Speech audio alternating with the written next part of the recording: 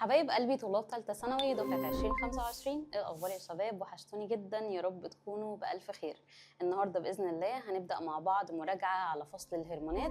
هحل معاك شوية أسئلة كده فيها أفكار كتير حلوة قوي، وأفكار كتير على النبات، عشان عارفة إن أنت بتحب النبات وبتحب تحل عليه كده وتفهمه كويس. فبرضه في كام فكرة كده على النبات عايزة إن أنا أشرحهم معاكم بالتفصيل، على الهرمونات النباتية، وتفهمهم كويس كده. وأي حاجة بقولها مثلا جديدة عليك أو هي تعتبر جزء أجزاء تراكمية، حاول إن أنت تكتبها علشان ليلة الامتحان بإذن الله تبقى تراجع من الحاجات اللي أنت بتكتبها ورايا.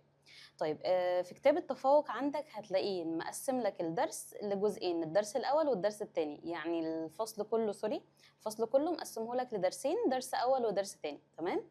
فالدرس الأول عندك عليه أسئلة من بداية التنسيق الهرموني اللي هي الهرمونات النباتية لحد الغدة النخامية. دول هنحلهم مع بعض النهاردة بإذن الله.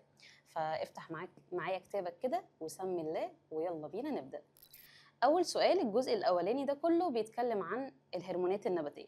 بيقولك هنا: أي العمليات البيولوجية التالية تحدث بدون الحاجة للأوكسينات؟ حبايب قلبي معلش يا دكتور أفكرك كده، هو إيه الأوكسينات دي؟ كنا قلنا إن الأوكسينات دي عبارة عن هرمونات نباتية. حلو جدا. بتتفرز منين يا دكتور؟ من القمة النامية. تمام. طيب بيقول لي هي الأوكسينات دي بتأثر على مين في دول ومين في دول مش محتاج أوكسينات؟ طيب تعالى فكرك كده معايا. كنا بنقول ان الاوكسينات دي يا دكتور بتعمل حاجه اسمها الانتحاء، يعني لو انا معرض النبات للضوء من جانب واحد لقينا ان النبات ده بينحني في اتجاه الضوء. طب مين اللي خلى النبات ينحني في اتجاه الضوء؟ الاوكسينات. كمان قلنا ان الاوكسينات بتاثر على حاجات كتير جدا في النبات. زي ايه مثلا؟ زي مثلا تفتح الازهار. يعني هنا الف، كان راسم لك ان الورده مقفله كده، بعد كده فتحت. مين المسؤول عن تفتح الازهار؟ الاوكسينات. يبقى دي كده حاجه مسؤول عنها الاوكسينات. هو عايز حاجه تحدث بدون الحاجه للاوكسينات. تمام. طيب ب هنا بيرسم لك المحلاق لما بدأ ان هو يلف حول الدعامه. شاطر. الفصل الاول بقى كنا بنقول ان اول ما المحلاق يلمس الدعامه، فلو دي دعامه كده اهو خشب مثلا، ولقينا المحلاق ده لمس الدعامه، مجرد ان هو يلمس الدعامه لقينا المحلاق يا دكتور بيبدأ يلف حول الدعامه بالمنظر ده اهو كده. المحلاق لف كده. طب ايه السبب؟ الاوكسينات. اشمعنى يا دكتور؟ اول ما المحلاق ده لمس الدعامه لقينا الاوكسينات هنا بتهاجر من الجانب الملامس للدعامه للجانب البعيد عن الدعامه اهو. فالاوكسينات تركيزها زاد في الجنب ده. ايوه كنت لسه بقول لك دلوقتي، طبعا انت اتفرجت على فيديو الشرح وفاهم كل حاجه. كنت بقول لك زياده تركيز الاوكسينات في الساق تعمل على زياده النمو. طب يا دكتور هو المحلاق ده ساق؟ المحلاق ده تبع جزء من الساق. فهنا اقدر اقول على المحلاق اللي انا بقوله على الساق بينطبق على المحلاق هو. فزياده تركيز الاوكسينات في المحلاق تعمل على زياده النمو، فلقينا الجزء ده كده عمال يزيد في النمو.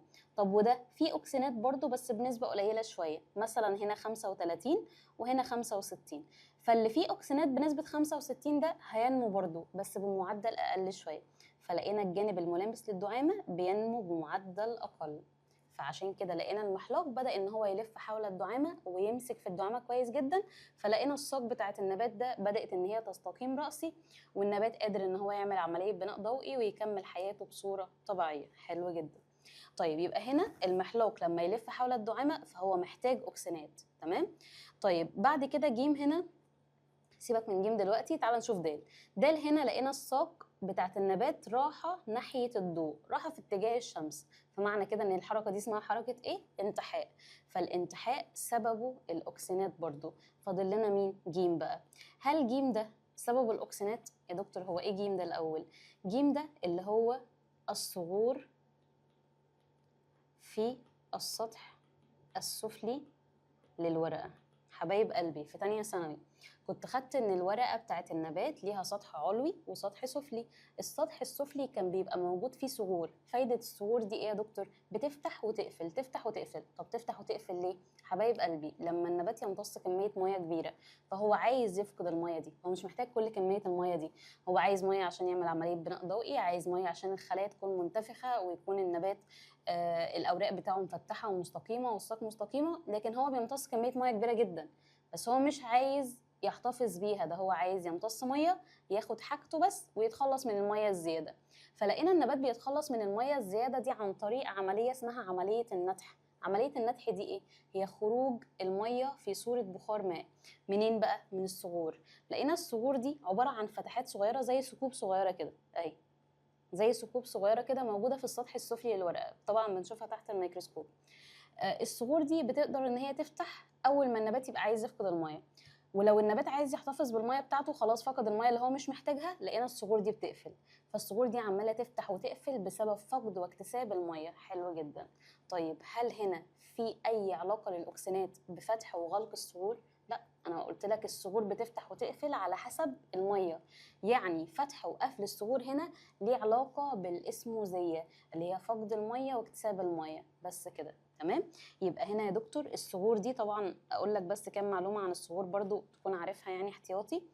الخلايا اللي هي باللون الاخضر دي اهي، الخلايا دي اسمها خلايا حارسه، وجنبها بقى خلايا تانية اهي عامله زي الورده دي كده. الخلايا اللي جنبيها دي حتى هو كاتب لك فيها H2O، يعني هي موجود فيها ميه. تمام.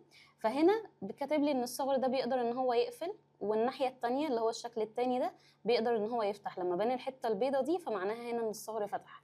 فبيقول لك هنا ان الصغور بتقدر ان هي تفتح وتقفل تفتح وتقفل، ده ليها علاقه بالميه، ملهاش علاقه خالص بالاكسينات. يبقى الكلام ده او غلق وفتح الصغور في السطح السفلي للورقه ليه علاقه بالاسموزيه، يعني نسبة المية في النبات. يبقى هنا نختار جيم، هي اللي بتحدث بدون الحاجة للأكسنات. يبقى أنا دلوقتي عرفت يا دكتور إن الأكسنات بتتحكم فيه. أيوة، موعد تفتح الأزهار، موعد تساقط الثمار، يعني الثمار بعد ما بيحصل لها عملية النضج بتبدأ إن هي تتساقط، الأكسنات هي اللي هتخلي الثمار إن هي تتساقط. حاجة كمان موعد تساقط الأوراق، يعني بيجي كده فترة على النبات بنلاقي الأوراق بتاعت الشجر كلها عمالة تقع، اللي بيتحكم في سقوط الأوراق هي الأكسنات برضو. ايه كمان؟ تفتح الازهار دي اللي بيتحكم فيها الاكسنات. نضج الثمار، يعني الثمار بتكون غير ناضجه بعد كده تبقى ناضجه، مين اللي بيتحكم في نضج الثمار؟ الاكسنات برضو. يبقى الاكسنات بتتحكم في حاجات كتير قوي في النبات، من ضمنها بقى تفتح الازهار، تساقط الاوراق، نضج الثمار، كل الحاجات دي بيتحكم فيها الاكسنات. تمام. هي الكل في الكل يعني في النبات، عشان يحصل اي حاجه فاحنا محتاجين اكسنات، بس في عمليات حيويه تانية في النبات بتحصل بدون الحاجه للاكسنات زي غلق وفتح الصغور. طب رقم 2 هنا بيقول لي الشكل المقابل بيعبر عن إحدى العمليات الحيوية التي تحدث في ساق النبات. بيقول لي ما الدور الذي تقوم به الأكسنات في هذه المرحلة من حياة النبات؟ حبايب قلبي الحتة دي كده من ثانية.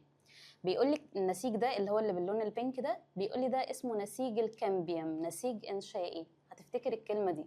نسيج الكامبيوم ده أو النسيج الإنشائي كان بيبقى عبارة عن خلايا ميرستمية. خلايا ميرستمية. يعني ايه يا دكتور خلايا ميرستمية؟ خلايا ميرستمية دي يعني خلايا لها القدرة على الانقسام. طب وبعدين؟ لقينا الكامبيوم ده او اللي هو النسيج الانشائي او النسيج الميرستيمي او النسيج اللي ليه علاقة او ليه قدرة على الانقسام، بيقدر ان هو ينقسم ويدينا لحاء وخشب. ثانية واحدة بقى كده. انا عارفة الساق بتاعت النبات، دي الساق، ودي مثلا اهي الجزء اللي فوق ده كده الاوراق. حلو. هو الساق بتاع النبات ده بينمو، يعني الساق مثلا كان صغير كده في بداية حياة النبات، الساق ده بمرور الوقت لقينا ان هو بينمو بيكبر كده، صح ولا لا؟ فهنا الساق بتاع النبات مين اللي مسؤول عن نمو الساق وانقسام الخلايا بتاعته؟ هتقولي الكامبيوم. ليه بقى؟ لان احنا لما درسنا الساق بتاعه النبات خدنا قطاع عرضي كده في الساق، وبدانا ان احنا ندرس ساق النبات، لقينا جوه الساق خلايا اسمها خلايا الكامبيوم، اللي هو النسيج الانشائي او النسيج الميرستيمي او الخلايا اللي ليها القدره على الانقسام. يعمل ايه الكامبيوم ده؟ والله يا دكتور لقينا ان هو ينقسم ويعمل ايه؟ يدينا خلايا لبره كده، ايوه، اللي هو الخشب، ويدينا خلايا تانية اللي هي اللحاء. تاني النسيج الميرستيمي ينقسم ويدينا خشب ولحاء. طب هو الخشب واللحاء دول عباره عن ايه؟ والله يا دكتور الخشب ده مسؤول عن نقل الميه والاملاح في الساق وفي الورقه في كل حته في النبات، واللحاء مسؤول عن نقل الغذاء في النبات. يبقى معنى كده ان اكيد الساق ده فيه خشب وفيه لحاء.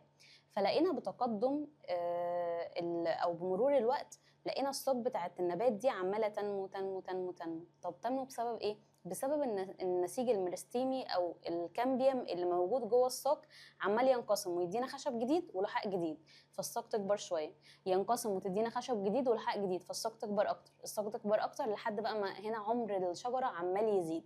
يبقى هنا سبب زياده قطر الشجره هو نسيج الكامبيوم. طيب نسيج الكامبيوم هنا مين اللي أثر عليه خلاه ينقسم؟ والله يا دكتور دي الأوكسينات.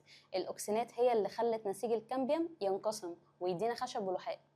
أنا مش فاهم يعني إيه الجملة دي يا دكتور. هو هنا نسيج الكامبيوم لما انقسم ادانا حاجة بتنقل مية وملح، وادانا حاجة تانية بتنقل غذاء. مين اللي مسؤول بقى عن تميز الخلايا؟ يعني إيه كلمة تميز الخلايا يا دكتور؟ تميز الخلايا دي يعني الخلايا بدأت إن هي تتميز فتديني حاجة أو نوع من الخلايا ليه وظيفة، وتدينا نوع تاني من الخلايا ليه وظيفة أخرى. فهنا الكامبيوم ده هو نسيج واحد بس، انقسم وادانا خشب، فالخشب ده ينقل مية وملح، وانقسم وادانا لحاء، فاللحاء ده ينقل غذاء. فهمنا كده؟ يعني هو نسيج واحد بس، لما حصل له انقسام وادانا خشب، فالخشب ده مسؤول عن وظيفة، واللحاء مسؤول عن وظيفة تانية خالص. يبقى معنى كده إن الأوكسينات هي اللي مسؤولة عن انقسام الخلايا وتمايز الخلايا. يعني إيه تمايز الخلايا؟ يعني تدينا خلايا مختلفة، خلايا خشب وخلايا لحاء، دي مسؤولة عن وظيفة ودي مسؤولة عن وظيفة تانية خالص. طيب هنا بقى بيقول لي ايه الدور اللي بتقوم بيه الاوكسينات في هذه المرحله من حياه النبات، ان تخلي نسيج الكامبيوم ينقسم ويبدا يدينا خشب ولحاء، يعني خلايا مختلفه. بيقول لي هنا تنظيم تتابع نمو الانسجه وتنوعها. ايوه انا محتاجه الكلمه دي، لان هنا لما بيقول لك ان في خشب وفي لحاء وفي كامبيوم، فهو قصده ان هنا في تميز للخلايا، واحنا عرفنا ان من وظائف الاوكسينات تميز وتنوع الخلايا. يبقى هنا تنظيم تتابع نمو الانسجه وتنوعها، يبقى هنا نختار الف. تمام.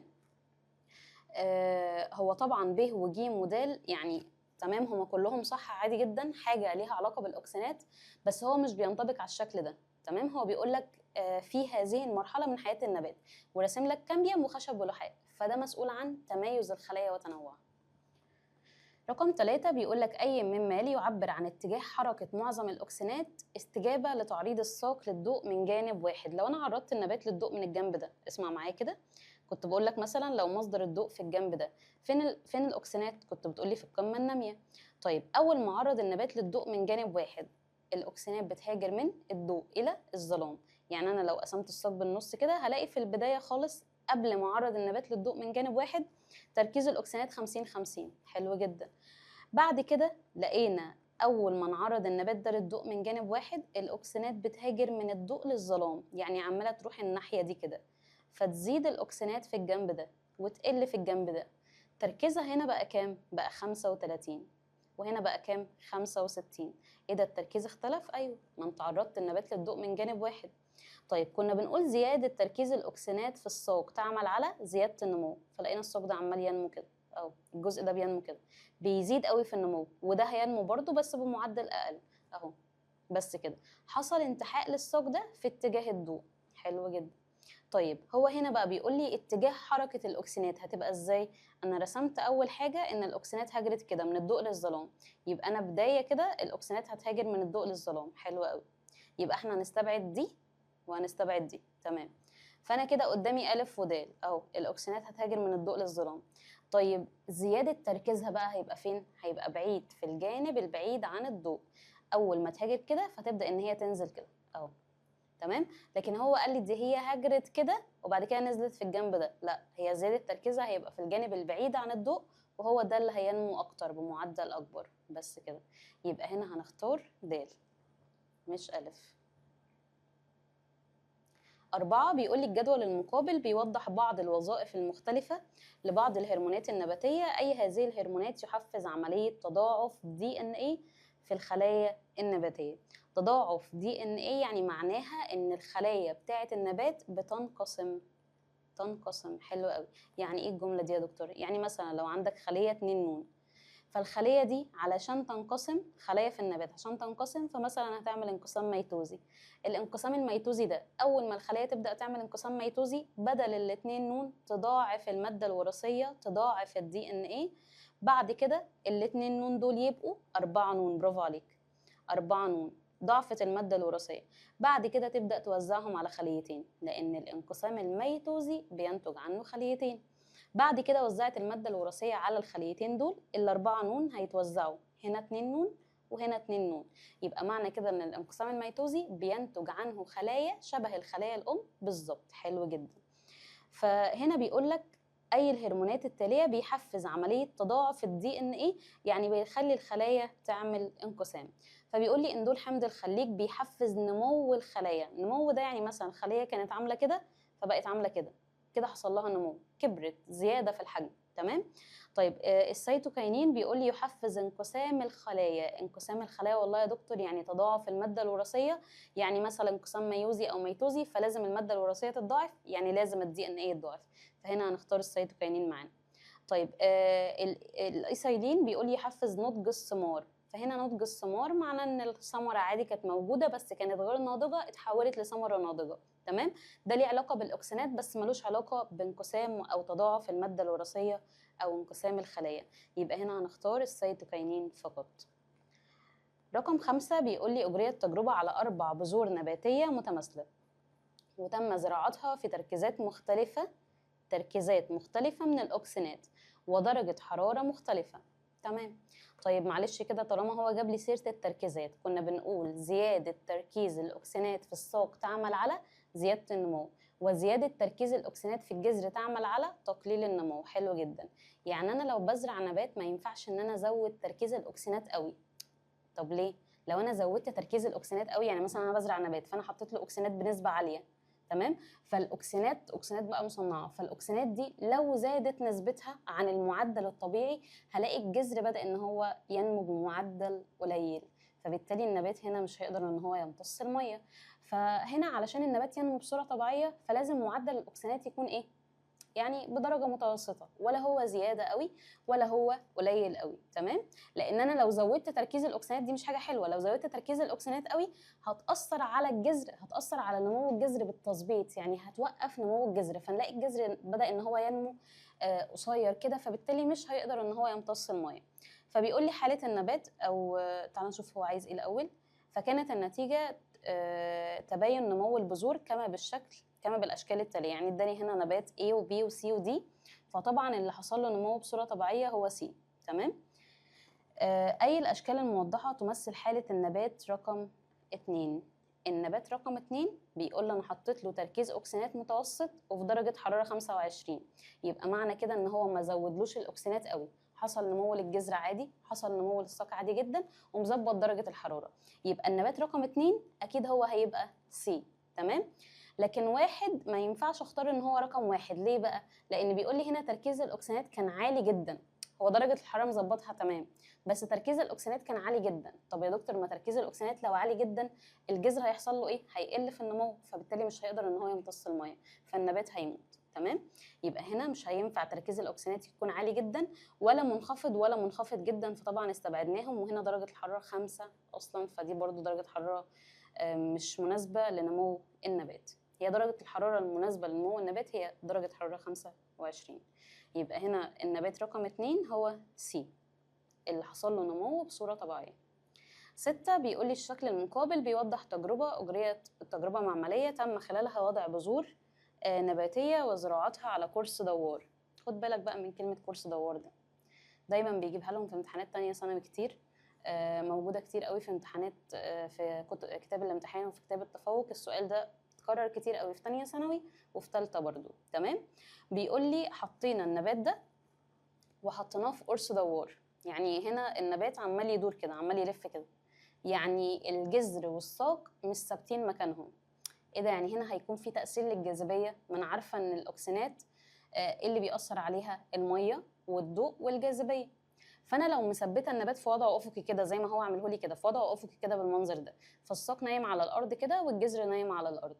والله يا دكتور لو انا مثبته النبات كده مش حطاها في جهاز بيلف، هلاقي الساق بينمو عكس اتجاه الجاذبيه، الساق بيطلع لفوق، فهلاقي الساق هنا بدأ ينمو عكس اتجاه الجاذبيه، بدأ ينمو الاعلى. والجذر بينمو في اتجاه الجاذبيه، الجذر اصلا طبيعته ان هو بينزل لتحت عشان يمتص الميه، فنلاقي الجذر بينزل تحت او بيهاجر مع اتجاه الجاذبيه علشان يمتص الميه. حلو. ده لو انا مثبته النبات، مثبتاه. تمام. طيب هو هنا بقى بيقول لي انا حاطه النبات في وضع افقي بس عمال حاطه في قرص دوار، يعني هنا القرص ده عمال يلف كده، عمال يلف كده يلف كده. طيب يا دكتور هو هنا هل ثبتنا النبات؟ لا. طالما انت ما ثبتش النبات فهتلاقي الاكسجينات متوزعه بالتساوي. يعني ايه؟ يعني مثلا ده الساق، ده الساق اهو، وده الجذر. فالاكسجينات بتتفرز من هنا من القمه الناميه. اقسم لي الساق بالنص كده هتلاقي تركيز الاكسجينات هنا 50 50. ده الساق وده الجذر. وتركيز الاكسجينات هنا يا دكتور 50 50. انا ما ثبتش النبات، انا عماله اخلي النبات ده يلف، فبالتالي توزيع الاكسجينات هنا هيبقى بالتساوي، وتوزيع الاكسجينات هنا بالتساوي، وهنا بالتساوي وهنا بالتساوي. يعني الجاذبيه ملهاش تاثير. طب لو انت ثبتت النبات، ايوه يا دكتور لو انا ثبتت النبات هلاقي الاكسجينات هتهاجر من هنا لهنا، لان الاكسجينات بتهاجر في اتجاه الجاذبيه، وهتهاجر من هنا لهنا لان الاكسجينات بتهاجر في اتجاه الجاذبيه سواء في الجذر او في الساق. فلاقي بقى الساق ده بيطلع لفوق كده، تمام، والاقي الجذر بينزل لتحت. ده لو انا مثبته النبات. لكن هو قال لي هنا انا ما ثبتش النبات، انا حاطه على قرص دوار، فبالتالي هنا عمال يلف، فتوزيع الاكسجينات بالتساوي في كل النبات، فهلاقي النبات ده عمال ينمو كده وكده، يعني ينمو بشكل افقي. تمام. فيبقى هنا هنختار د لان النبات بينمو بشكل افقي. ماشي. الرسمه اللي انا رسماها دي لو انا كنت مثبته النبات فهلاقي الساق بينمو عكس اتجاه الجاذبيه، والجذر بينمو في اتجاه الجاذبيه. ده لو النبات متثبت بشكل افقي على الارض. لكن طالما في قرص دوار يبقى هنا هينمو اهو بالتساوي كده، او توزيع الاكسجينات هيبقى بالتساوي، فهينمو النبات بشكل افقي سواء الجذر او الساق. رقم 7 بيقول لي ما العامل الذي لا يعتبر مثير لافراز الهرمونات؟ حاجه مش هتخلي الهرمونات تتفرز في جسم الكائن الحي.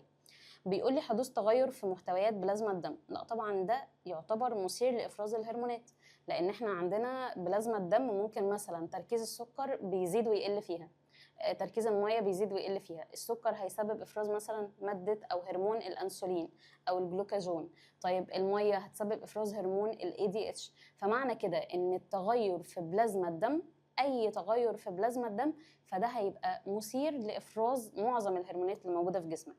طيب افراز هرمونات اخرى يا دكتور، انا عارفه ان في هرمونات بتاثر على هرمونات اخرى. يعني مثلا بيتفرز من الغده النخاميه هرمون التي اس اتش، يروح ينبه الغده الدرقيه ان هي تفرز هرموناتها، هرمون الثيروكسين. فبالتالي افراز هرمونات اخرى لا، ده في هرمونات بتاثر على هرمونات. يبقى دي كده حاجه بتسبب او تعتبر مثيره لافراز هرمونات اخرى. يبقى دي كده معانا تمام. احنا عايزين حاجه او اجابه تعتبر غلط فيهم.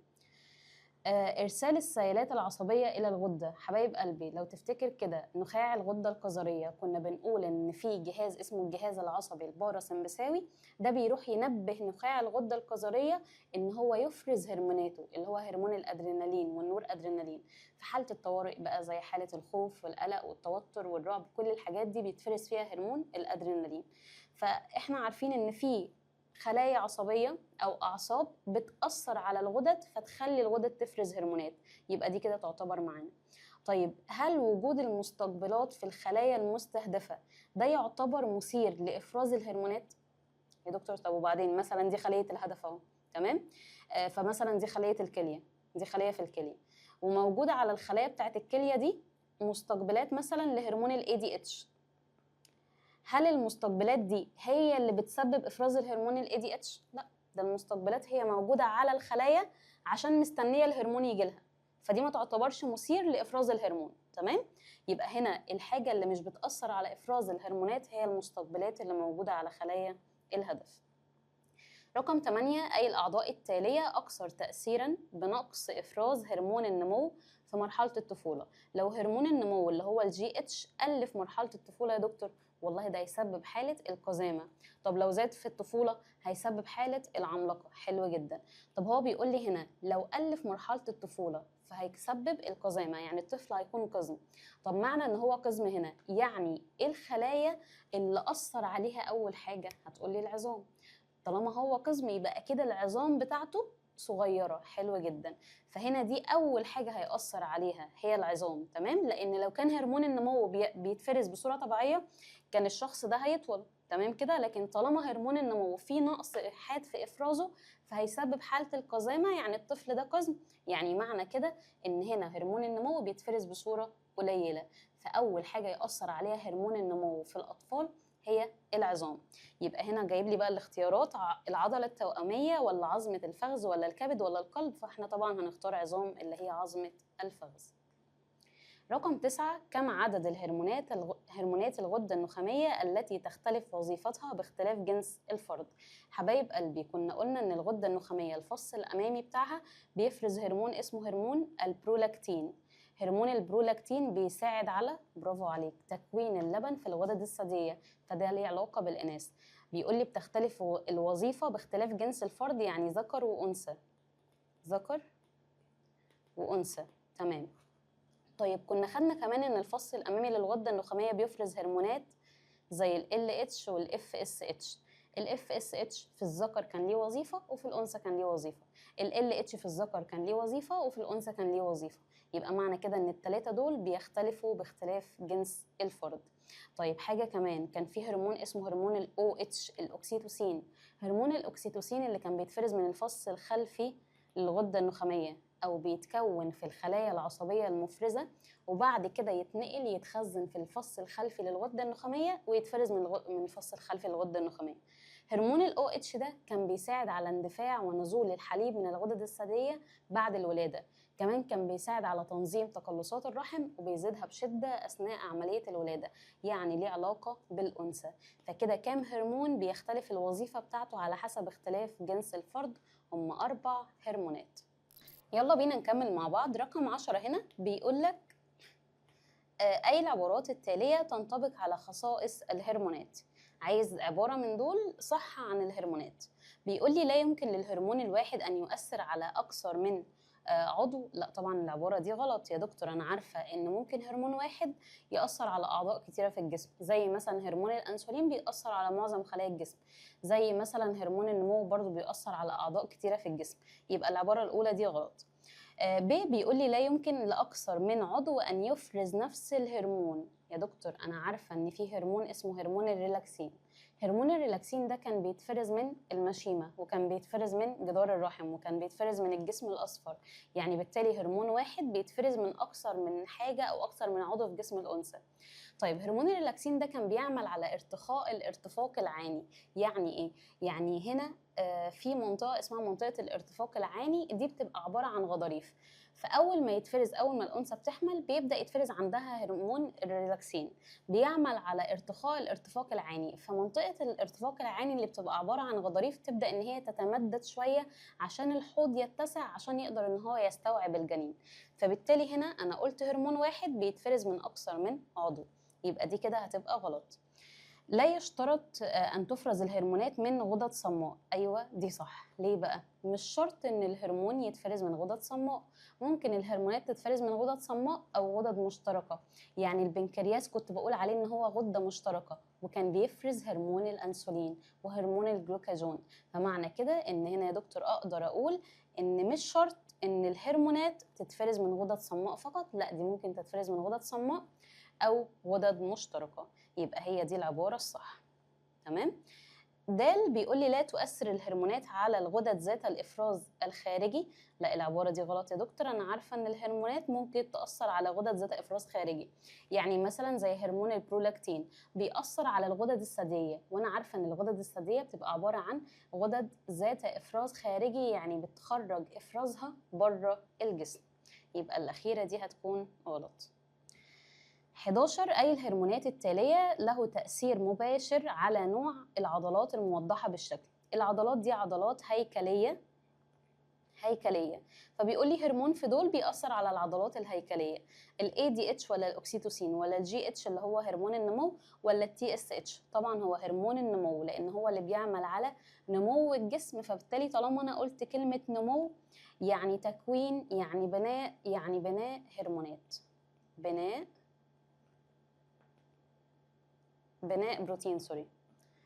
بروتين. يبقى معنى كده أنا عارفة إن هرمون النمو مسؤول عن نمو الجسم، فبالتالي نمو الجسم ده يعني هيخلي العظام تنمو، هيخلي العضلات بتاعه الجسم تنمو هي كمان، فبالتالي هنا بيعمل على بناء البروتين، ده هرمون النمو. 12 ما الترتيب الصحيح لعمل كل من هرمون ال FSH وال LH لفتاة بالغة؟ حبايب قلبي، كنا قلنا إن أول حاجة تتفرز عند الأنثى مجرد الوصول لمرحلة البلوغ هو هرمون ال FSH. ليه بقى؟ كان بيروح على المبيض في جسم الأنثى، يعمل على نمو الحويصلات الغير ناضجة ويحولها إلى حويصلة جراف. حلو قوي. فبالتالي أول هرمون اتفرز مين؟ ال FSH. بعديها بكام يوم لقينا بيتفرز عندها هرمون ال LH. يعمل ايه ال LH ده بقى؟ يعمل على انفجار حويصلة جراف. مين اللي كون حويصلة جراف؟ ال FSH. بعد ما حويصلة جراف اتكونت واكتمل نموها، ال LH يبدأ يزيد، فبالتالي هم عملهم ايه؟ متتاليين، يعني مثلا ده يتفرز الاول، ده بعدها بكام يوم بالظبط، فبالتالي هنا يتفرز ال FSH الاول، بعد كده ال LH. ال LH يعمل على انفجار حويصلة جراف وخروج البويضة الناضجة علشان تقع في قناة فالوب مستنية حدوث إخصاب لو كانت الأنثى متزوجة. لو غير متزوجة يبقى هيحصل عندها الدورة الشهرية أو دورة التمص. طيب يبقى هنا ال FSH وال LH هقول إن هم متتاليين، بيحصلوا أو بيتفرزوا ورا بعض. ال 13 بيقول لي الشكل ده بيوضح تأثير هرمون A و B على العظام. بيقول لي أي مما يلي يعبر عن الهرمون A و B على الترتيب. بيقول لي الهرمون A مسؤول عن طول العظام، يعمل على زيادة طول العظام. بزيادة الهرمون B العظام طولها هيزيد، يبقى ده هرمون مين؟ برافو عليك، هرمون النمو. طيب بي بيقول لي مسؤول عن صلابة العظام. حبايب قلبي، هي العظام تكون صلبة امتى؟ لما نسبة الكالسيوم فيها تكون عالية. حلو قوي. مين الهرمون اللي بيرصب الكالسيوم في العظام؟ دكتور برافو عليك، هو هرمون الكالسيتونين. شاطرة كده يا سما، برافو عليكي. قلنا ان هرمون الكالسيتونين بيتفرز لما نسبة الكالسيوم تكون عالية في الدم. اول ما يتفرز الكالسيتونين فلقينا الكالسيتونين ده يبدأ إن هو يرسب الكالسيوم اللي موجود في الدم بنسبة عالية، ده يرسبه في العظام، فبالتالي العظام كده استفادت، العظام بقت صلبة أكتر. يبقى بزيادة هرمون الكالسيتونين يعمل على ترسيب الكالسيوم في العظام، فبالتالي العظام هتكون صلبة أكتر. يبقى هنا هختار إن الهرمون B هو هرمون الكالسيتونين، لكن الهرمون A هو هرمون النمو. يبقى على الترتيب بقى هيبقى نمو وكالسيتونين. رقم 14 يا دكتور بيقول لك أي مما يلي قد يكون سبب في حدوث الحالة المرضية الموضحة بالشكل المقابل. أول ما نغم شافت الشكل ده قالت لي دي حالة الأكروميجالي. الأكروميجالي. حبايب قلبي، حالة الأكروميجالي هي حالة بتكون سببها زيادة في هرمون النمو في البالغين، يعني الجي اتش الجروس هرمون بدأ إن هو يزيد بعد مرحلة البلوغ. طيب السبب في ده بقى بيقول لي إيه في دول؟ غياب جين هرمون النمو. ده لو جين هرمون النمو مش موجود فهنا بالتالي هرمون النمو ده هيكون نسبته قليلة أو مش هيبقى موجود، فبالتالي هنا هستبعد ألف. غياب ال mRNA لهرمون النمو فبالتالي معناه برضو إن هرمون النمو مستواه قليل أو مش موجود، يبقى هنا هنستبعد ب. طفرة تضاعف صبغي في بعض الخلايا في الفص الأمامي للغدة النخامية. أيوة، أول ما نغم شافت لي الكلمة دي قالت لي أيوة هو ده السبب. قلت لها ليه؟ قالت لي يا دكتور ده معلش هنا الفص الأمامي للغدة النخامية هو مسؤول عن إفراز الهرمون النمو أصلا، فهنا لما يكون الفص الامامي للغده النخاميه في طفره في بعض الخلايا فيه. قلت لها طفره ايه؟ قالت لي طفره صبغيه. الصبغي بدا ان هو يزود هرمون النمو او حصل تضاعف لهرمون النمو او تضاعف لجين هرمون النمو او جين مسؤول عن هرمون النمو في الصبغ ده، فبالتالي الجين بتاع هرمون النمو اهو، قالت لي الجين بتاع هرمون النمو بقى متكرر كذا مره. طب قلت لها التضاعف ده او الطفره دي طفره ايه؟ قالت لي طفره صبغيه او طفره تضاعف صبغي. تمام، ان الجين اتكرر كذا مره، فبالتالي طالما جين هرمون النمو متكرر كذا مره فبالتالي هرمون النمو هنا بدا ان هو تركيزه يزيد في الدم. طيب قلت لها زاد بقى او هنا الطفره كانت فين بالظبط؟ قالت لي في الفص الامامي للغده النخاميه. فطالما في الفص الامامي للغده النخاميه علشان فعلا هرمون النمو بيتفرز من الفص الامامي للغده النخاميه. طيب يبقى هنا جيم دي معانا صح. دال بقى بيقول لي غياب مستقبلات هرمون النمو.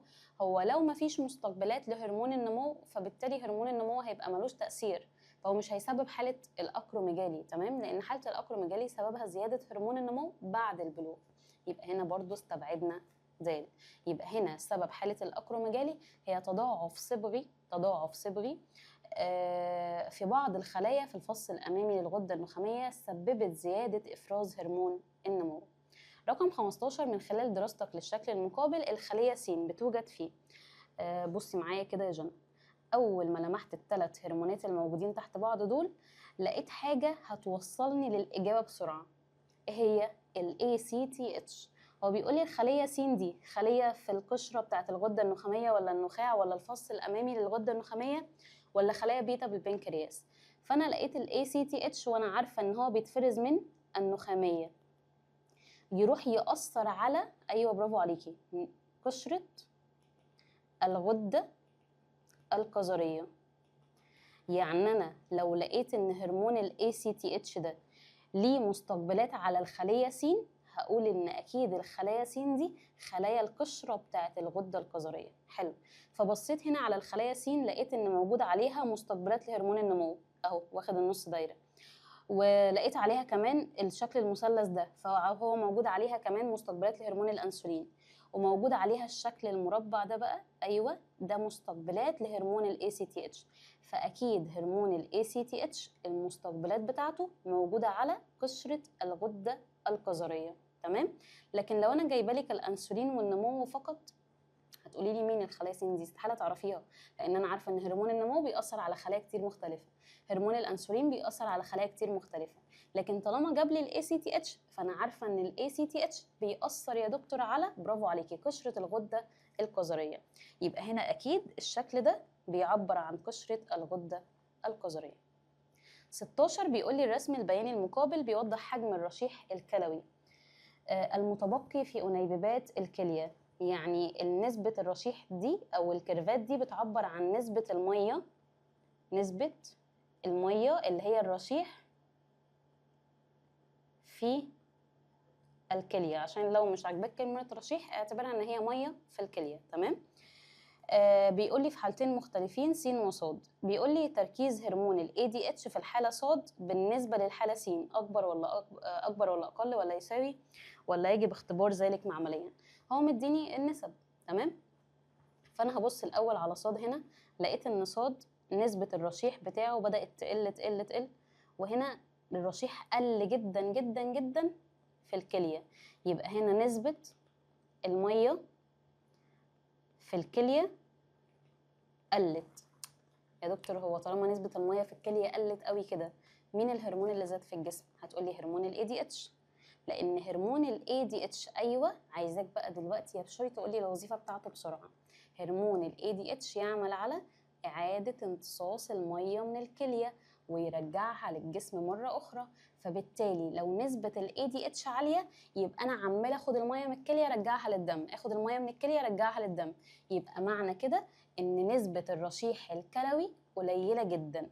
فهنا أول ما شفت المنظر ده في الحالة صاد قلت طالما الرشيح الكلوي قليل جدا، نسبة المية في الكلية قليلة جدا، يبقى أكيد هرمون ال ADH هنا كان عالي قوي.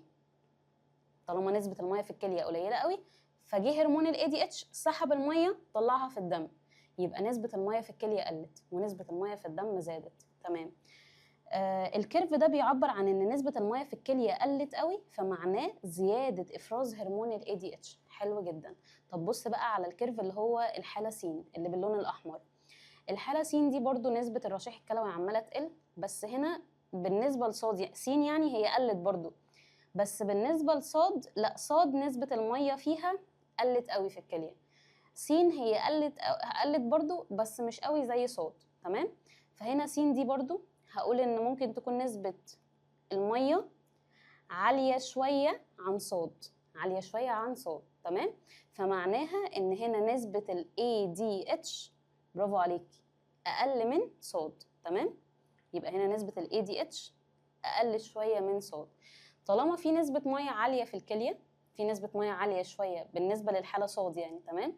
طالما في نسبة مية عالية شوية في الكلية فمعناها ان هرمون ال ADH ما اتفرزش بنسبة كبيرة، فالمية ما اتسحبتش من الكلية. تمام. فهو عايز بقى ال ADH في صاد بالنسبة لسين، فانا هقول اكيد ال ADH في صاد اعلى من سين. برافو عليك. يبقى هنا هقول في الحالة صاد بالنسبة للحالة سين هتبقى اكبر من. 17 أي العلاقات البيانية التالية لا تنطبق على هرمون ال ADH. معلش سمع تاني كده. وظيفة هرمون ال ADH يعمل على إعادة امتصاص المية من النفرون ويرجعها للدم مرة أخرى. حلو قوي. يبقى معنى كده إن ال ADH ده هيأثر على، برافو عليك، هيأثر على البول وعلى الدم. طيب أنا لسه قايله لك دلوقتي يسحب المية من النفرون ويرجعها للدم مرة أخرى. يبقى معنى كده إن هرمون ال ADH ده بيعمل على زيادة المية في الدم. طب والأملاح في الدم؟ قولي طالما المية زادت في الدم يبقى الأملاح في الدم قلت. يبقى هنا الأملاح أو اسمه زيت الدم قلت. حلو جدا. طيب البول بقى، والله يا دكتور بزيادة إفراز هرمون ال ADH بيسحب المية من البول أو من النفرون أو من الكلية. طالما سحب المية من الكلية يبقى كمية البول قلت، يبقى المية اللي في البول قلت. طب والأملاح اللي في البول هتزيد، والأملاح أو اسمه زيت البول هتزيد. حلو جدا. طيب بيقول لي هنا بزيادة ال ADH اسمه زيت الدم هتقل. بزيادة ال ADH اسمه زيت الدم هتقل. طبعا قلت لك كلمة أملاح هي اسمه زيت، فطبعا ألف ده صح. تمام. أنا كتبت كل حاجة هو عن ال ADH، بعد كده أشوف الاختيارات اللي هو مديها لي. هو بيقول لي حاجة غلط عن ال ADH أو عبارة لا تنطبق على ال ADH، فألف دي تنطبق عادي جدا. طيب بزيادة ال ADH تركيز البول هيزيد. بزيادة ال ADH تركيز البول هيزيد. كلمة أملاح البول يعني تركيز البول عادي جدا، تركيز يعني نسبة الأملاح في البول. يبقى بزيادة ال ADH فعلا تركيز البول لقينا إن هو هيزيد، يبقى ب تعتبر صح. جيم قال لنا إن كل ما يزيد حجم الدم يعني كمية المية اللي موجودة في الدم عالية، فبالتالي هرمون ال ADH احنا مش محتاجينه، فبالتالي نسبته هتقل، لأن هو أصلا وظيفته إن هو يسحب المية من الكلية اللي يطلعها لي في الدم. طب يا دكتور لو المية في الدم أصلا نسبتها عالية ال ADH هيتفرز ليه؟ تمام. يبقى هنا دي فعلا إجابة صح اللي هي جيم. طيب دال بقى اللي هي آخر واحدة اللي هي المفروض لا تنطبق على هرمون ال ADH.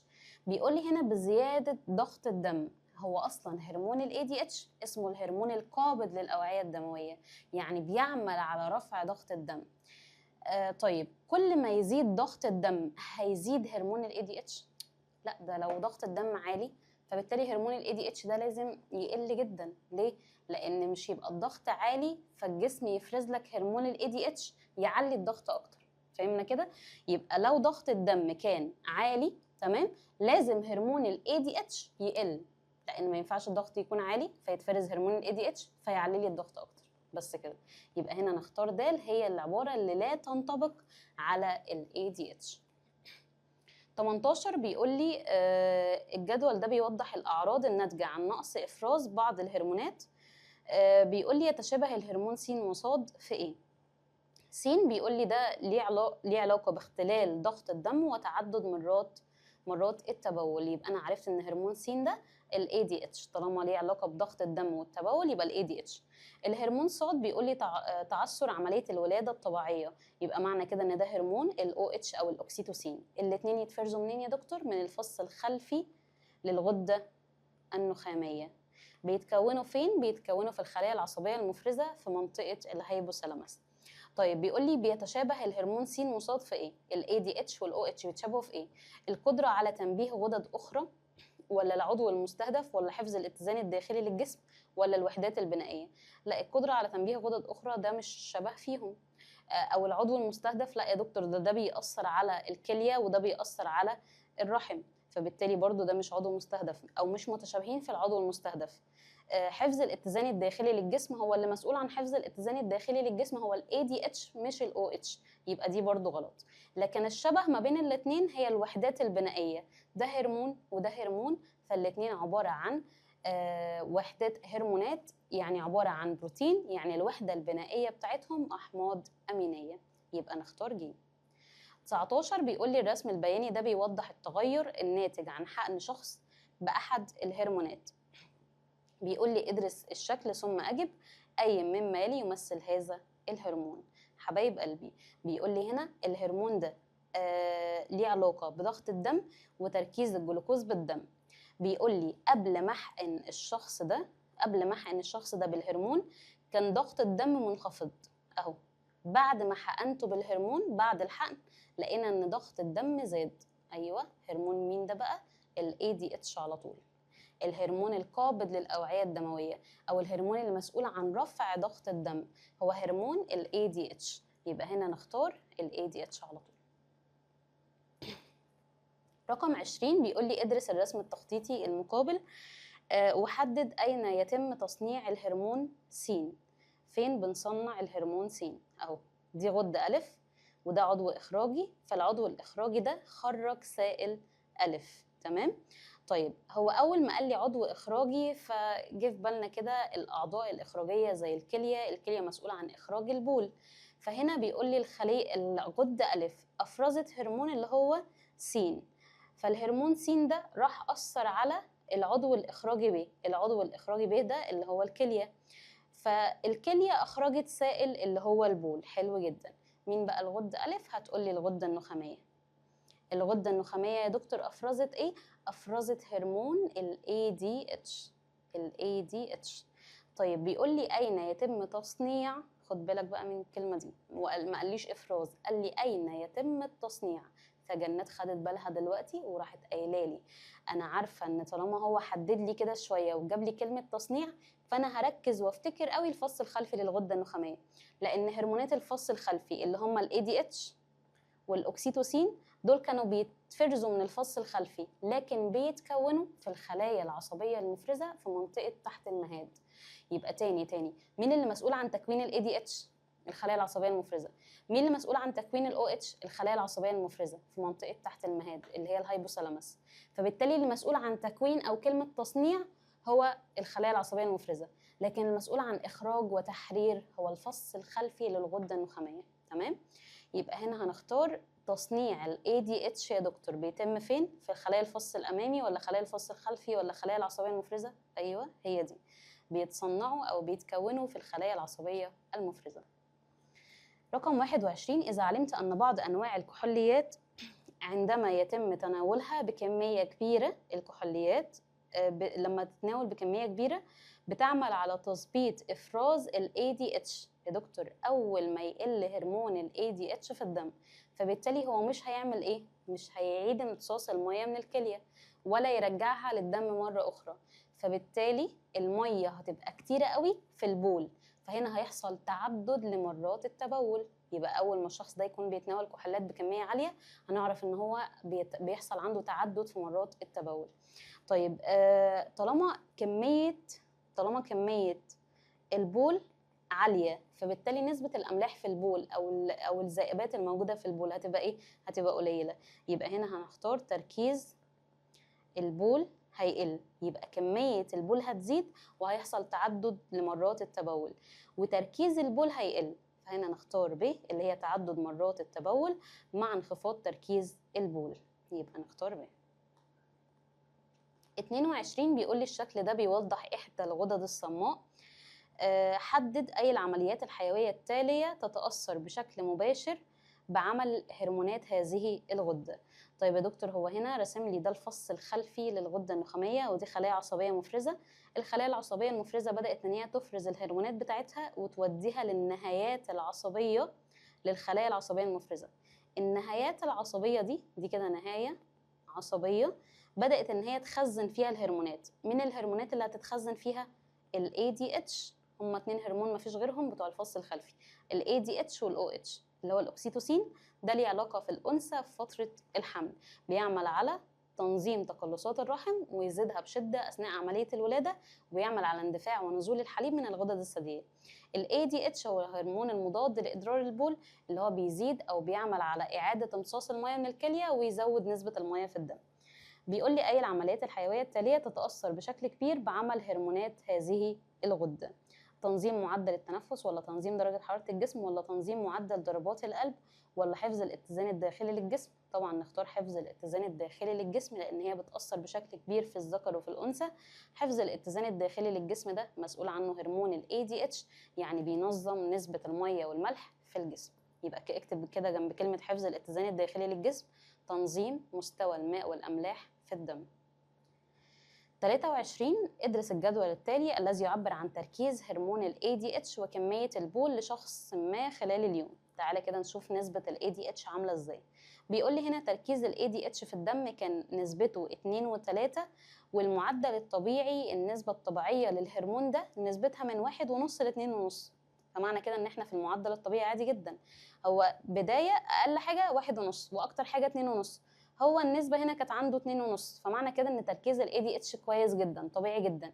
فيبقى هنا هرمون ال ADH بيتفرز عند الشخص ده، بيتفرز عند الشخص ده ونسبته مش قليلة، ده نسبته كويسة وممكن تكون يعني قربت تعلى، لان 2 و3 ده يعتبر عالي شوية، مش مثلا قريبين من 1 أو 1.5. طيب حجم البول هنا بيقول لي في اليوم كان 7 لتر. المعدل الطبيعي ان هو يكون من 1 ل3 لتر، ده بكتير قوي. اكتر حاجة يكون معدل البول 3 لتر في اليوم. فمعنى الكلام ده بقى ايه؟ معنى ان حجم البول هنا عند الشخص ده زايد قوي، زايد قوي عن المعدل الطبيعي. فانت هتقولي لو حجم البول عند الشخص ده عالي قوي يبقى اكيد هو ما عندوش ADH. يا دكتور انا بقول لك نتيجة التحليل ان هو كان عنده ADH ونسبته كويسة جدا. فانت هتقولي يبقى اكيد بقى كده في مشكلة في المستقبلات. المستقبلات بتاعت مين؟ بتاعت ال ADH. الكلية نفسها ما عندهاش مستقبلات لهرمون ال ADH، لان انا بقول لك الشخص ده عنده هرمون ال ADH عادي جدا، بس معدل البول عنده زيادة، فمعنى كده ان هرمون ال ADH مش قايم بعمله بصورة طبيعية. فيبقى اكيد هنا هشك في مين على طول؟ في المستقبلات. فطالما هو عنده الهرمون عادي والكلية عنده تمام شغالة كويس، بس بيقول لي ان مرات التبول عند الشخص ده زادت، فبالتالي الهرمون موجود بس المستقبلات بتاعته مش موجودة. يبقى هنا اكيد الشخص ده بيعاني من غياب مستقبلات هرمون ال ADH من الكلية، فبالتالي هو الهرمون عنده بس كأن جسمه مش حاسس ان الهرمون ده موجود. ليه؟ لان المستقبلات مش موجودة بكل بساطة. يبقى هنا هذا الشخص بيعاني من نقص عدد مستقبلات ال ADH في الأنابيب الكلوية. يبقى نختار د. بيقول لي 24 الرسم ده بيوضح استجابة غدة قنوية صاد بتصب إفرازها خارج الجسم لهرمونين 1 و2 يفرزان من نفس الغدة. بيقول لي أي مما يلي يمثل الغدة س. حبايب قلبي هو بيقول لي الغدة س دي هتفرز هرمون 1 و2. الهرمونين دول بيأثروا على الغدة ص، فالغدة ص دي أفرزت حاجة في قناة أو بتصب إفرازها خارج الجسم. فأنت جه في بالك على طول كده إن غدة قنوية يعني هتخرج الإفراز بتاعها بره الجسم، يبقى دي كده أكيد الغدد الثديية.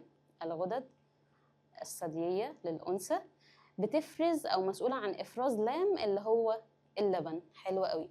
طيب مين الغدة اللي بتأثر على الثدي في الأنثى؟ حبايب قلبي الغدة اللي بتفرز 2 هرمون بيأثروا على الغدد الثديية هي الغدة النخامية. الغدة النخامية معلش بتفرز هرمون البرولاكتين من الفص الأمامي، وتفرز هرمون الأكسيتوسين OH من الفص الخلفي. الاتنين يا دكتور يروحوا على الغدد الثديية يأثروا عليها فتفرز اللبن.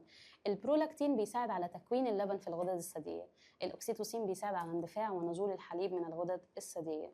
طيب هو هنا بقى بيسألك مين بيمثل س، فس دي يا دكتور أكيد هتبقى الغدة النخامية.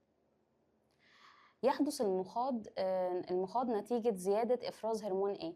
المخاض ده اللي هي بتكون أو اللي هي عملية الولادة، تمام؟ المخاض ده بيكون قبل الولادة. طيب عملية الولادة بتبدأ إن الولادة الطبيعية بتبدأ أو مثلا بنقول الأنثى دي دخلت في مرحلة الولادة الطبيعية لما يزيد قوي عندها هرمون الأكسيتوسين. هرمون الأكسيتوسين ده بيعمل على انقباض الرحم، بيزيد انقباض الرحم بشدة أثناء عملية الولادة. طيب ليه؟ الرحم هنا عمال ينقبض بشدة على الجنين، ينقبض بشدة على الجنين، فبالتالي بيساعد على اندفاع الجنين أو خروج الجنين بره الرحم.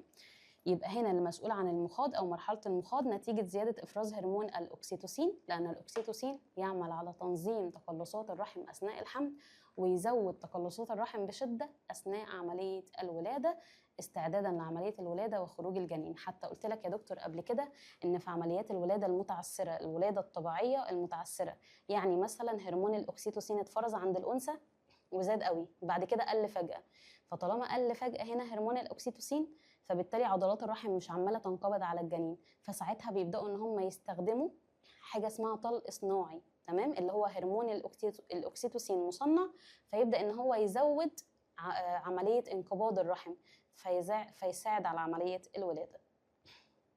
رقم 26 بيقول لي من خلال دراستك للشكل المقابل أي مما يلي يمثل الهرمون ج. بيقول لي ده س اللي هي منطقة تحت المهاد. طبعا هنا طالما هو شاور لي على منطقة تحت المهاد يبقى هو قصده بهرمونات في الفص الخلفي اهو، يبقى هو بيكلمني على هرمونات في الفص الخلفي. يبقى الخلايا س دي هي خلايا هتفرز يا اما هرمون ال ADH يا اما هرمون الاكسيتوسين. بيقول لي في مثير ميكانيكي بدأ ان هو يأثر على الخلايا س فبدأت ان هي تفرز هرمون ج. طب يا دكتور ايه ده بقى؟ انا قدامي هنا ان انا اختار يا اما ال ADH يا اما ال OH. بيقول لي هنا في مثير ميكانيكي أثر على الخلايا س. يا دكتور هو هنا اكيد قصده على المثير الميكانيكي ده اللي هي عملية الرضاعة. عملية الرضاعة مجرد رضاعة الطفل من ثدي الأم فده بعتبره إن هو مثير ميكانيكي. دي حاجة كده بتساعد على اندفاع ونزول الحليب من الغدد الثديية، لأن مجرد ما الطفل يرضع من الأم فده بيساعد على نزول الحليب. مجرد إن هو يبطل الرضاعة فخلاص الحليب هنا مش هينزل من ثدي الأم. يبقى هنا بقول على عملية الرضاعة هو مثير ميكانيكي، ده بينبه الغدد الثديية إن هي تفرز اللبن. تمام؟ طيب المثير الميكانيكي ده أثر على الخلايا س. مين الخلايا س؟ اللي هي الخلايا العصبية المفرزة. فأول ما حصلت عملية الرضاعة الخلايا العصبية المفرزة بدأت إن هي تفرز هرمون، برافو عليك، ال OH أهو. يبقى الهرمون ج ده هيبقى هرمون الأكسيتوسين ال OH اللي بيساعد على اندفاع ونزول الحليب من الغدد الثديية. يبقى هو هنا عايز ايه اللي بيمثل الهرمون ج؟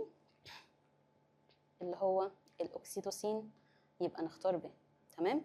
طيب مين الخلايا س اللي أفرزت هرمون أو اللي ساعدت على تكوين هرمون ال OH؟ هتقولي خلايا عصبية، خلايا عصبية مفرزة.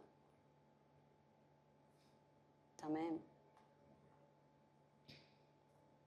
27 من خلال دراستك للمخطط الموضح بالشكل المقابل مين في دول بيمثل وجه للشبه بين الهرمون 1 و2؟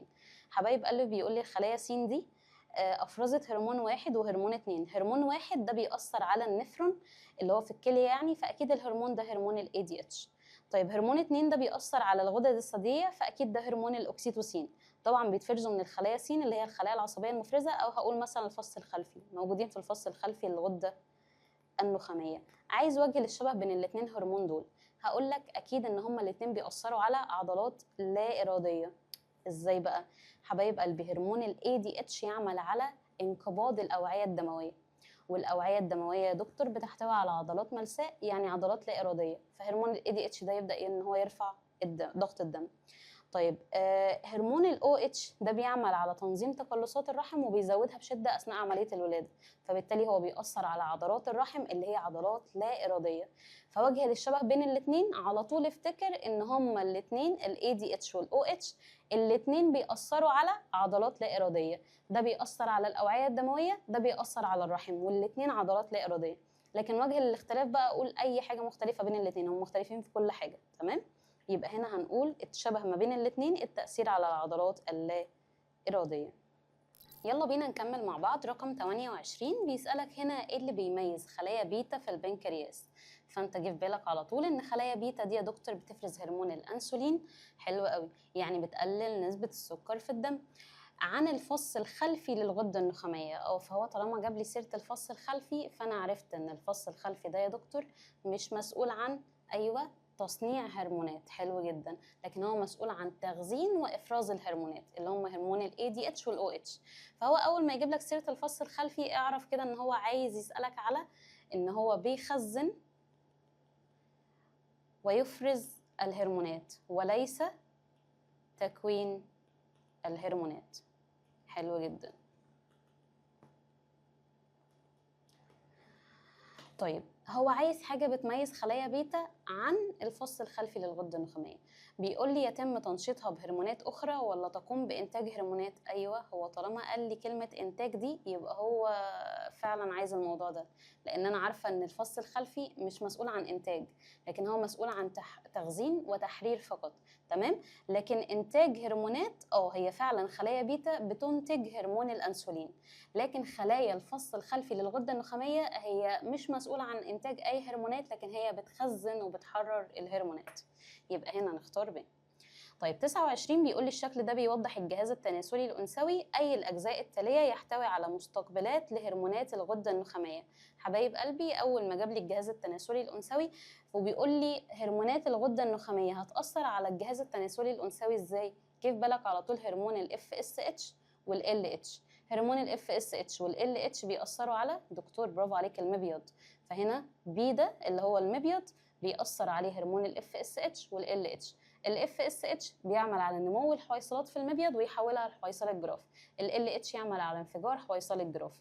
يبقى هنا بي من الجهاز التناسلي الأنثوي، الغدة النخامية بتأثر على بي.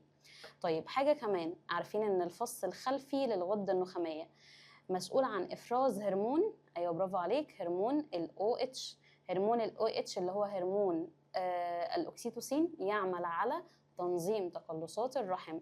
يعني سي اللي هي عضلات الرحم، عضلات الرحم بتبدأ إن هي تنقبض لما يزيد هرمون الأكسيتوسين عند الأنثى في نهاية فترة الحمل. تمام. يبقى هنا ال OH بيأثر على C. يبقى إيه الأعضاء اللي بتأثر عليها هرمونات الغدة النخامية؟ هقول B اللي هو المبيض، وهقول C اللي هي عضلات الرحم. يبقى هنا هنختار B و C. يبقى B. المخطط ده بيوضح بعض خصائص 3 هرمونات س وص وعين. بيقول لي أي مما يلي صحيح عن هذه الهرمونات. ما تتخضش من المنظر، تعالى كده نقراهم واحدة واحدة ونشوف كل هرمون فيهم اسمه ايه، وبعد كده نقرا الإجابات. بيقول لي هرمون س ده بيحفز إفراز هرمون استرويدي في الذكر، اللي هي هرمونات جنسية، هرمونات استرويدية يعني دهنية، يعني الهرمونات الجنسية في الذكر اللي هو هرمون التستوستيرون والأندروستيرون. بيقول لي كمان بيأثر، هي سي دي اللي هي الدايرة الزرقاء كلها. تمام. بيقول لي الهرمون ده كمان بيأثر على عملية البلوغ، حلو قوي، وبيفرز من الجزء الغدي للغدة النخامية. فأنا كده يا دكتور أكيد توقعت إن الهرمون ده هرمون ال LH، لأن هرمون ال LH بيأثر على الخلايا البينية ويخلي الخلايا البينية، أو يعمل على تكوين الخلايا البينية ويخلي الخلايا البينية تفرز هرمونات الذكورة اللي هم التستوستيرون والأندروستيرون اللي هي هرمونات استرويدية. حلو قوي. يبقى ده كده هرمون ال LH. طيب صاد بيقول لي يؤثر على النشاط، على غدة النشاط اللي هي الغدة الدرقية. ده مين ده بقى؟ برافو عليك، هرمون ال TSH. فانا كده اول ما جبت سيره التي اس اتش، مرانا على طول افتكرت ان هرمون التي اس اتش ده يروح للغده النخاميه، ينبه الغده النخاميه، الغده الدرقيه سوري، ينبه الغده الدرقيه ان هي تفرز هرمون الثيروكسين اللي هو هرمون النشاط. طيب كمان قلت لك ان هرمون التي اس اتش ده بيأثر برضو على البلوغ، وبيأثر على او بيفرز من الجزء الغدي للغده النخاميه. فهي قالت لي خلاص كل المعلومات اللي موجوده في الدايره اللي لونها بينك دي فعلا تنطبق على هرمون التي اس اتش. طيب عين بقى بيقول لي ده بيأثر على غدد قنويه في الانثى، وبيفرز من الجزء الغدي للغده النخاميه. فانا عرفت ان ده على طول مين، برافو عليك، بيأثر على غدد قنويه في الانثى اللي هي الغدد الثدييه. تمام. يبقى عرفت ده يا دكتور هرمون البرولاكتين. البرولاكتين لان هو قال لي بيتفرز من الجزء الغدي. تمام. وبيأثر على غدد قنويه اللي هي الغدد الثدييه. يبقى ده هرمون البرولاكتين المسؤول عن تكوين اللبن في الغدد الثدييه. بيقول لي بقى مين في دول صح عن الهرمونات. الهرمون س اللي هو ال LH بيأثر بشكل مباشر على إنتاج الحيوانات المنوية. لا غلط، ده هرمون ال FSH. طيب الهرمون عين بيأثر على الخلايا البينية في الخصية. فين عين؟ أهو البرولاكتين بيأثر على الخلايا البينية في الخصية، فده طبعا غلط برضو، عين اللي هو البرولاكتين. الهرمون عين بيكمل عمل الهرمون س لدى الأنثى. عين اللي هو البرولاكتين بيكمل عمل ال LH. لا برضو دي غلط. طيب دال بيقول لي الهرمونات س وصاد وعين لها نفس الطبيعة الكيميائية. أيوة صح، برافو عليك، كلهم بيتفرزوا من الجزء الغدي للغدة النخامية، كلهم عبارة عن هرمونات، عبارة عن بروتين، يعني الوحدة البنائية بتاعتهم عبارة عن أحماض أمينية. طيب حبايب قلبي لحد هنا احنا خلصنا مع بعض الأسئلة الإخطر. عندك 5 أسئلة بس مقالي، 5 بس. تمام. فحاول كده ان انت تحلهم مع نفسك، تختبر نفسك. انا حليت معاك الاخطر، اختبر نفسك انت في الاسئله المقاليه وهتلاقي الانسر بتاعهم موجود عندك في الكتاب. ما تنساش تدعي لي دعوة حلوة كده، وربنا يوفقكم يا حبايب قلبي. هانت خلاص يعني كام يوم كده على الامتحانات، بداية الامتحانات بتاعتكم عارفة. والله صدقني أي تعب أنت بتتعبه دلوقتي فأنت هتشوف نتيجته بعدين، فما تفقدش الأمل في حاجة. انتوا أبطال وشاطرين، وعملتوا مجهود كبير جدا جدا السنة دي. حتى لو انت ريحت شوية ركمت شوية، فطبيعي انت انسان، وطبيعي ان انت تتعب، طبيعي ان انت تاخد بريك شويه. ما تأنبش نفسك، ما تشيلش نفسك فوق طاقتك. يعني الانسان بيبقى ليه طاقه كده، فما تحملش نفسك فوق طاقتك يا شباب. يعني حاول ان انت تهون على نفسك واحده واحده، تمام؟ طالما انت بتعمل اللي عليك ومشي الدنيا تمام، فخلاص ما تلومش نفسك بقى على حاجه فاتت، تمام؟ حاول ان انت تركز من دلوقتي لحد امتحانك. يعني ما تفضلش تقول ده انا يا ريتني كنت ذاكرت، لا، ما انت لسه ممكن تذاكر، انت لسه ما دخلتش امتحانك. فطالما انا لسه من الامتحان ما جاش، لا، انا ممكن دلوقتي ان انا اضغط على نفسي واذاكر اكتر، تمام؟ ذاكروا حلو، ربنا يوفقكم. اتمنى ان انتوا تكونوا بخير وتكونوا كويسين ومستقرين نفسيا ودنيتكم تمام كده، وما تقلقوش من حاجه، وان شاء الله امتحانكم هيبقى كويس باذن الله. واتمنى ان امتحان الاحياء مش عشان اخر حاجه يبقى فيه غلطات ويبقى فيه حاجات كتير كده زي اللي بتحصل كل سنه والناس تنساها بمجرد ان هو اخر امتحان وخلاص. يعني باذن الله يجي حاجات او اسئله ما يكونش فيها اي اخطاء، تاخد حقك باذن الله كله.